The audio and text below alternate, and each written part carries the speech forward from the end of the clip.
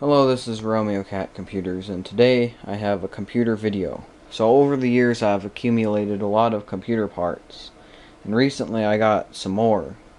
And so now I have enough to build a computer, and so I did that. Now this is all parts I've gotten from junk piles and from friends and things like that, so it's not a very good computer.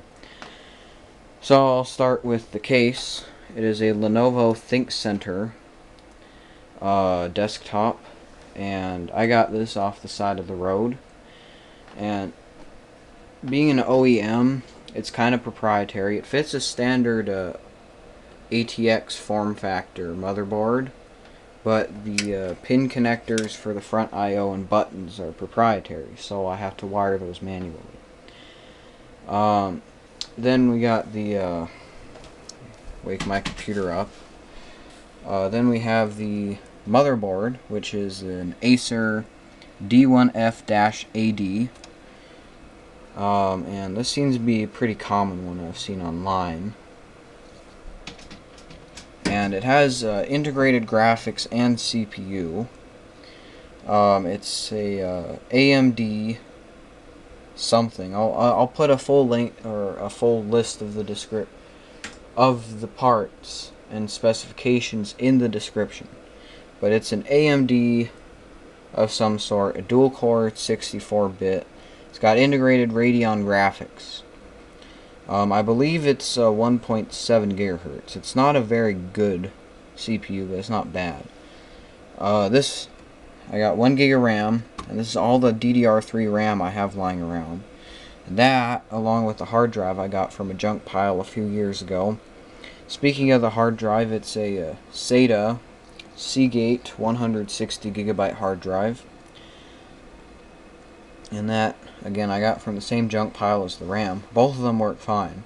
Power supply is some random OEM power supply I got from my grandpa's office, and I don't really know the wattage.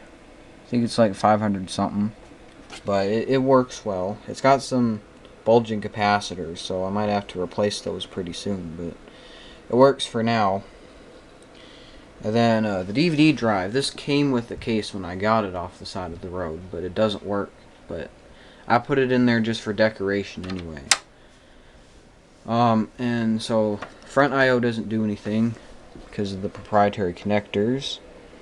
So I installed Windows 7 on it because I don't want the latest operating system, Windows 10, because it might bog it down a bit.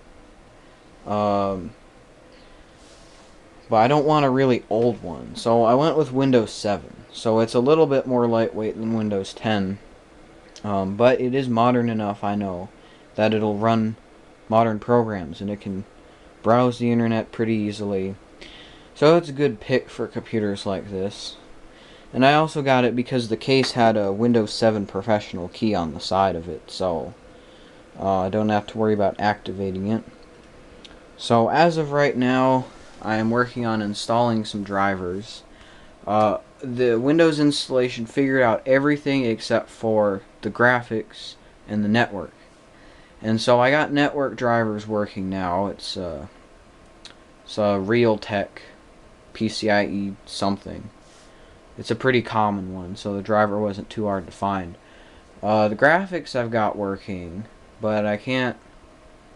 I got the utility that gets the graphics working, but it won't run without .NET Framework, so I have to install that, but I tried doing that and it's being dumb, so I'm going to cut back to when I get all the drivers installed, and then we can run some tests on here. Okay, so I have drivers working, it's connected to the internet, the graphics are all nice and good, and I've got a .NET Framework support. I believe it is version 4.6. So now for the moment you've all been waiting for, let's run some benchmarks on this thing. First, I started with CrystalDiskMark. Keep in mind when looking at these results that this is an actual hard drive and not an SSD. Here's some more information about the drive if you are interested. Next, I decided to run Furmark, which stress tests the GPU. I first started with a resolution of 640 by 480. Even in such low resolution, it ran like hot garbage, with an average frame rate of only 5 FPS. I then tried the test in 400 by 300 mode, and sure enough, decreasing the resolution did make it run better, but not by much. This time it only ran at a measly 8 FPS. However, when you look at the graphical specifications of the chip, the results make a bit more sense. This is not a very advanced chip for today's standards, and I'm sure it probably wasn't that good in 2012 either. So that concludes all of the tests, and I was going to test the CPU using Cinebench, but I couldn't get Cinebench to work very well. So, in the future I might make another video about that. Also, I wired up the power button. Nothing else wired up, just that, so I'll show you what it's like turning it on.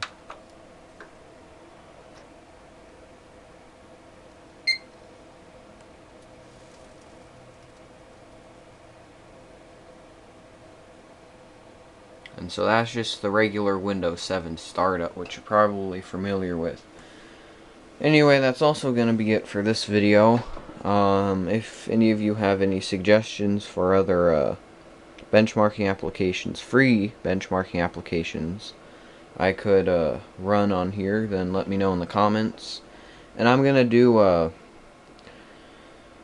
probably a series of random videos every once in a while about the Potato PC.